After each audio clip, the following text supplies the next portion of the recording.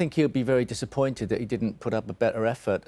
We were talking about the possibilities of the fact that Jack Lazowski practices with Ronnie O'Sullivan, that may have helped him to sort of not calm himself down, but be more used to playing Ronnie on the big stage. But I think we saw a chasm in performance today, and Jack Lazowski, even though he's doing well, I think he's sort of he's still got much to learn within the game. But as I say, 27 years old, there is plenty of time still in snooker. Step up in class. Happy birthday, by the way. Hello, Ronnie. How are you? Yeah, happy birthday. Happy birthday.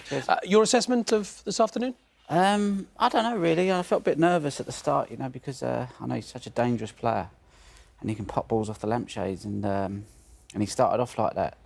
I thought, I'm just going to have to hang on to him today and just see if I can draw him into a battle. And he started to miss a few easy ones, a couple of blacks off the spot, and and once that starts to happen, you start to get confidence, It's a bit like me when I first turned pro, I could either be brilliant or, you miss balls and, the top guys will punish you. So, I was just thankful that he didn't perform his best all the time, because he's just blowing opponents away this season, he's just been lethal.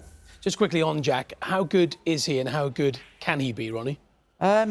I just think if he can just cut out missing easy balls, like in the early part of my career, I knew I couldn't win the Crucible because I missed too many easy balls, and the longer distance frames I was okay with best of nines because you can kind of get away with it. But he'll definitely win tournaments. But if he wants to win world championships, he'd probably have to sort of find a way of being able to just cut out missing easy balls. That's what you were saying, Steve. Yeah, I mean the interesting thing's looking for the overall picture. You take the class of '92, Ronnie, John Higgins, Mark Williams. They produced an astonishing standard. If you look back, you got me sort of like playing pretty decent stuff in the 80s, then it's superseded by Stephen Hendry, then Ronnie and perhaps John Higgins have pushed it on again. It's hard at the moment to see where the next level comes from, and I would suggest that these lads are producing as good as is humanly possible, so it's going to be tough for players to come along and outplay the current top players.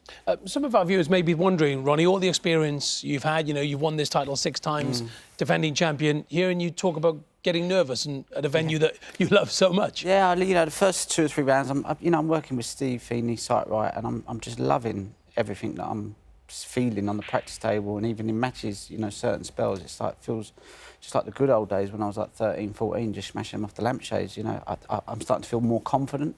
But then, once you get like that, you can sometimes get a bit overconfident, become a bit reckless. So today I just thought, just start working on your mind more and just sort of like being much more professional, my mindset. So the thing is, you say working with Stephen, has that made you practice easier?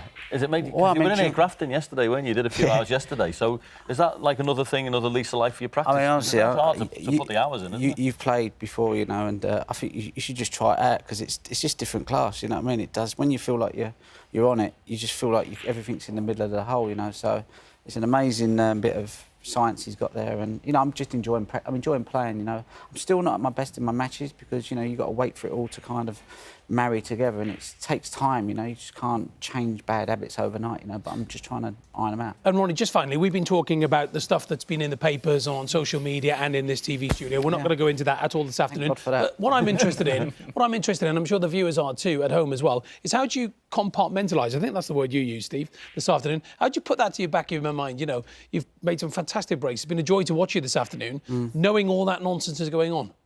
Just Steve Peters, isn't it? He just taught me how to switch on, switch off, and program my mind to do what it wants when it has to. I couldn't have done it before, but I'm confident I can just put things to bed and just get on with what I have to get on with. What are the plans for tonight, birthday boy? Chill out tonight, or yeah, out? Just a nice meal, chill out, a few friends, a bit of good food, and watch a bit of The Jungle.